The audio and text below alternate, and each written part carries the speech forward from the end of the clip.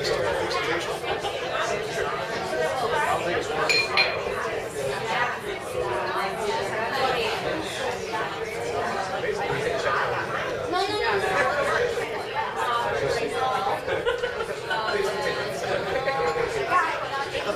attention. We're going to go ahead and start a brief presentation. Can everybody hear me? There we go. All right. So thank you all for coming. We're going to talk about proactive care tonight from our company, K3 Now.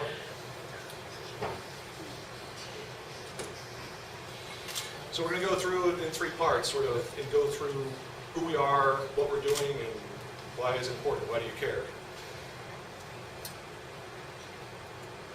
So in terms of who we are, our full name is K3 Neuroscience Optimized Wellness. And basically, we're providing integrated medical services for the treatment and prevention of a wide variety of health conditions. And that we do that through basically a team of medical and business professionals. Together, our group is new in the sense that we just formed within the last year, but the people in the group, the medical and business professionals, really have over 30 years of experience just in the field of wellness and optimization of wellness. In case you're wondering, the K3 comes from three of the sort of main medical co-founders. That includes myself, Dr. Robert Kowalski, Dr. Chris Kobe, and then Ken Marple, our hormone specialist. Our address, right now our office is on 1550 West Cleveland Street. You can reach us through website, email. We'll make sure all this information is available later, but Facebook, Twitter, and then old school phone. We do have a new location that's sort of under construction. Hopefully that'll be ready in about 2 or 3 months. And it's going to have a much more expanded medical spa side where we can offer some of the treatments. Right now we can do Botox and fillers in our current location, and obviously our main bread and butter, which is hormones, but this is going to give us a lot more, a couple thousand square feet of just dedicated medical spa services. So what? Again, these are some of the things we do. First and foremost, we do a 5-point restorative approach where we look at hormones, nutrients, trying to minimize toxins, and developing, again, this sort of mind and body connection, optimizing both of those. We also treat some other things that are important today: erectile dysfunction. We have some nutritional services, gastrointestinal health, detoxification, and the cosmetic services we talked about. We're going to start doing some vitamin and nutrient injections as well to supplement some of these other activities.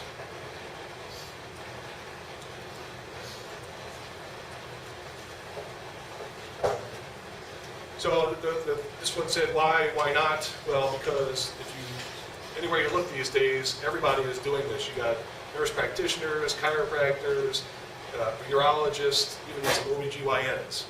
And so that's okay, but again, it's sort of a new hot topic. And we're trying to approach this from a different standpoint. And so by way of a little bit of background just about myself, I went to the U.S. Naval Academy, was an engineer in the Navy for a couple of years, got out of the Navy, went to med school here in Tampa, and then did training in neurosurgery, including a complex spine fellowship at the Cleveland Clinic. When I finished my training, I served in the Air Force for 4 years, and that included a tour in Afghanistan, board certified. And then I came into private practice in 2009 when I got out of the Air Force and came back here to Tampa to start the practice of neurosurgery. Chris, my partner, has a similar background. He's actually more specialized in cranial applications and is fellowship trained in neurovascular, so treating strokes and things of that nature. He also served a tour in the Air Force in Afghanistan. So one of the reasons we want to talk about proactive health instead of reactive health. Most medicine today seems to be reactive. And that's something Chris and I see almost on a daily basis. We see the failures of a reactive medical system.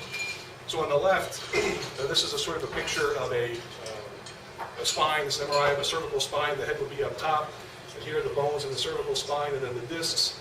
This gray structure here would be your spinal cord, and sort of a sea of white fluid, that's spinal fluid.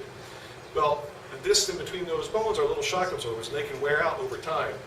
But with a little bit of preventative medicine, doing physical therapy, keeping the supporting muscles strong, you can avoid those discs wearing out.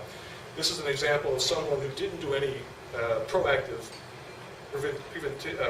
prevention, and then their disc here is herniated, and now it's not only causing neck pain, but it's actually impinging upon their spinal cord, and they're running the risk of being paralyzed.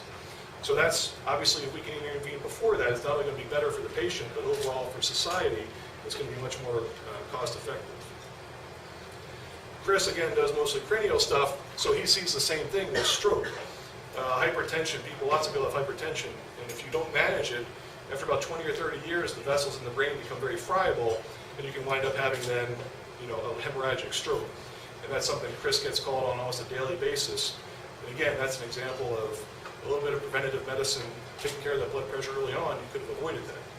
And so that's one of the things that got us interested in this. Instead of seeing the failures on a daily basis of reactive medicine, getting into this business, which is also, again, proactive and trying to prevent this.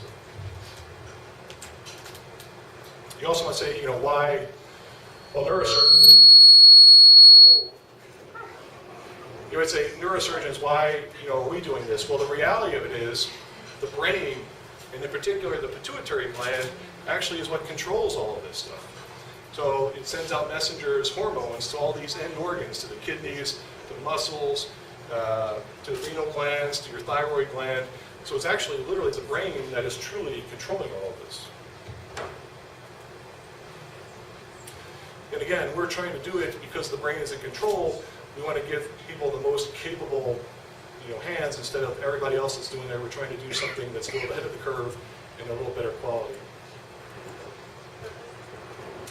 Again, aside from seeing on a daily basis myself the failures of a reactive medical system, I also, as I approached 50, was starting to experience some of the things that many of us do as males, and that's adrenopause or malmenopause. It's a wordy slide, but just want to talk about some of the things that you can see of this. You can see males have decreased energy, decreased sex drive, decreased muscle mass. It also puts you at danger for heart disease, elevated cholesterol, and other cardiac events.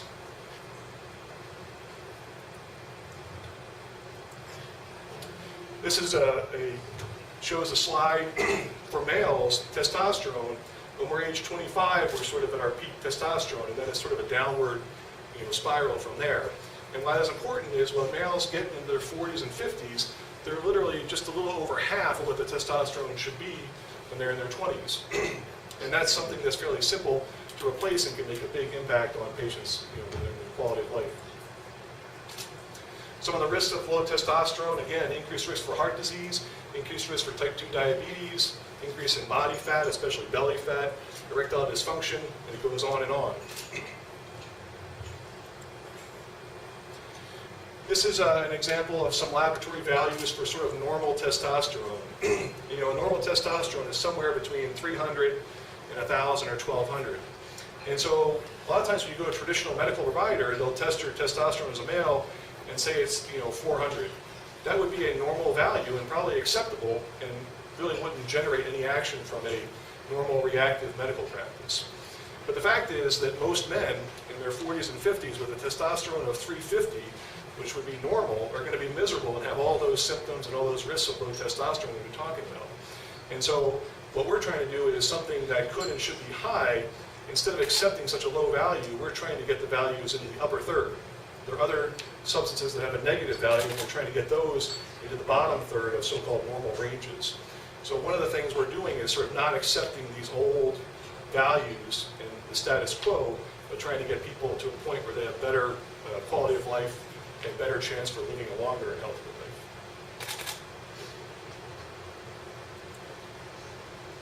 So again, another diagram just showing the differences between, this is at a 300, you're probably going to be depressed, probably because you have increased fat, increased risk of osteoporosis, whereas if we can get that in 1,200 might be a little high, but if we get 800 or 900, that's going to give you much better muscle mass, better libido, stronger bones, and all that results in happiness. I don't know, I put this up, and we'll go back to this one because I don't know if a lot of people realize, but this actually has out here, if you notice, women. So women need testosterone too. It's about 1/10 of what a male needs, but it's just as important. This may be too much testosterone, but 10% is what we're going for. again, this is another, my estrogen can beat your testosterone. The reality of it is that you need both. Both men and women need both, and you need balance. Just like everyone tries to achieve a balance between work and life, you need to balance those hormones. So it's not just the individual level. As a female, you could have a normal estrogen level, but if your testosterone is too low and it's not balancing it, you're still going to be estrogen dominant and have those symptoms of having too much estrogen when, if you didn't look deep enough, you would say, hey, your estrogen is normal. And again, just this is showing the chemical structures, and again, showing that really actually we both need both of them in the proper amounts. Estrogen in a man, again, we need estrogen too, but we could be out of balance as well.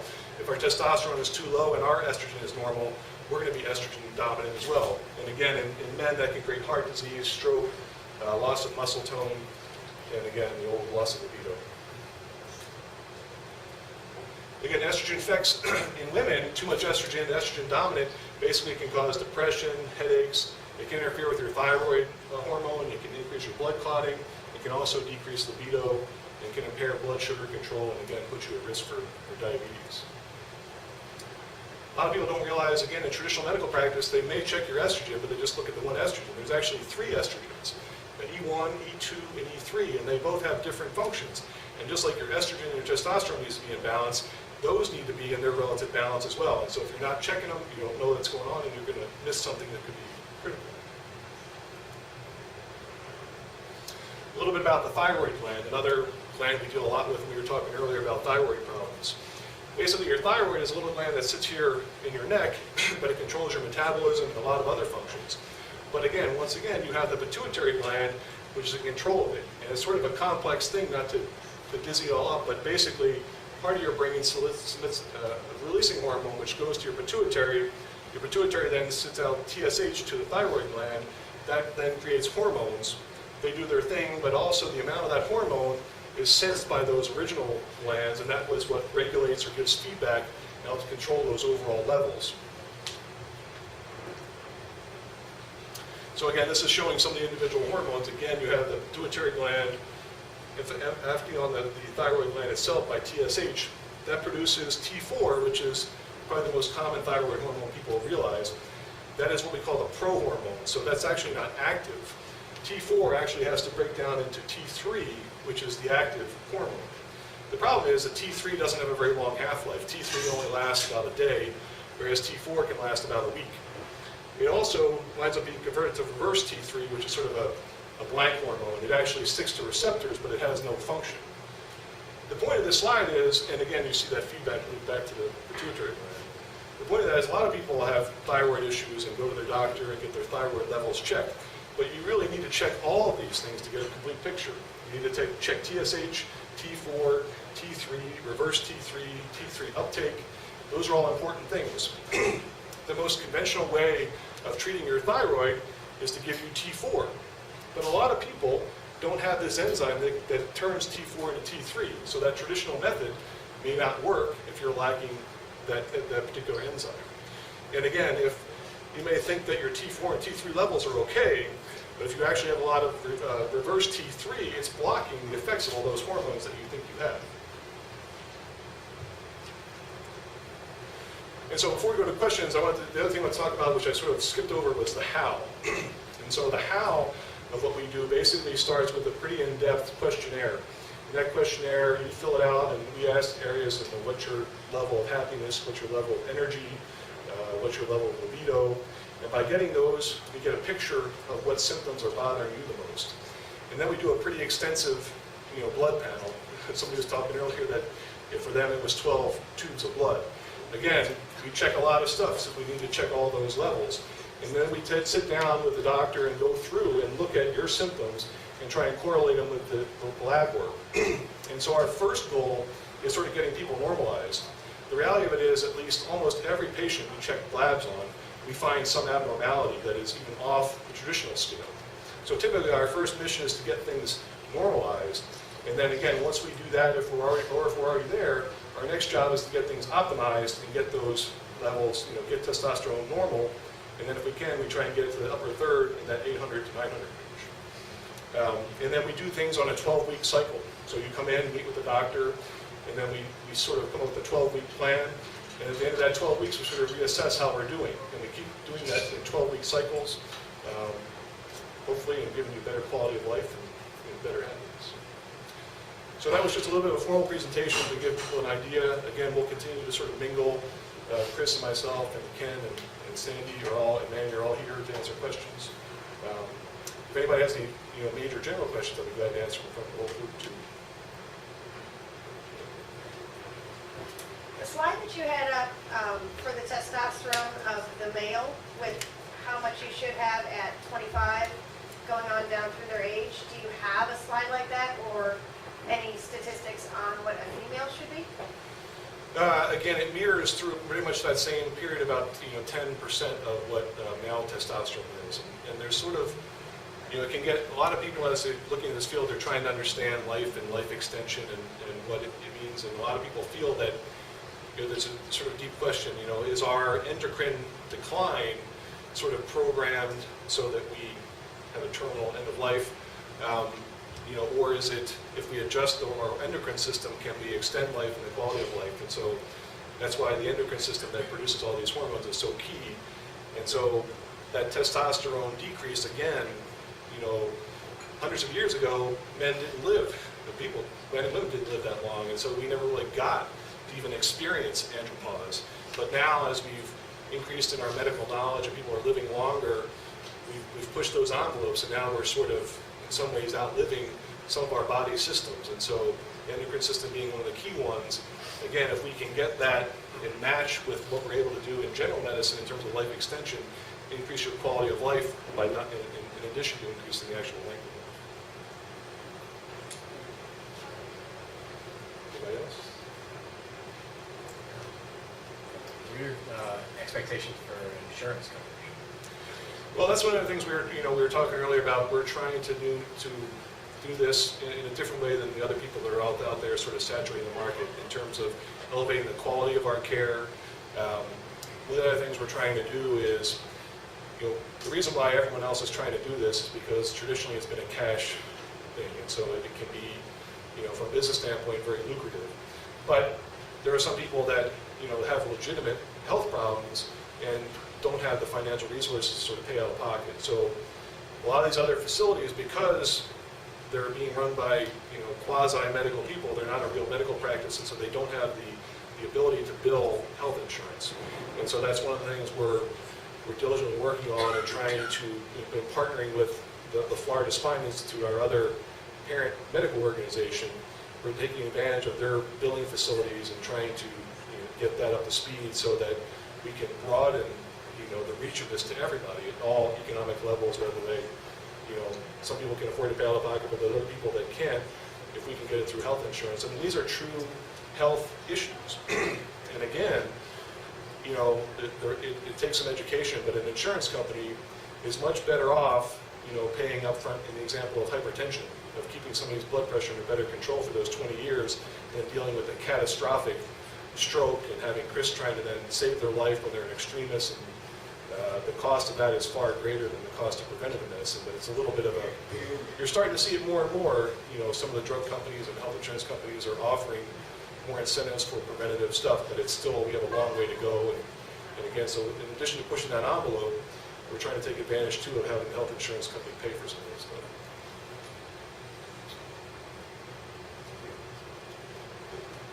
All right, so no general questions. Again, we'll be milling around, and anybody can approach us and ask anything. I'll put up the last slide, which is, again, sort of our contact information. One thing before anybody leaves, there's some gift baskets too. We'll go through and give out. Those have some samples of some of the products and some gift certificates and other little goodies that Ken and the group put together.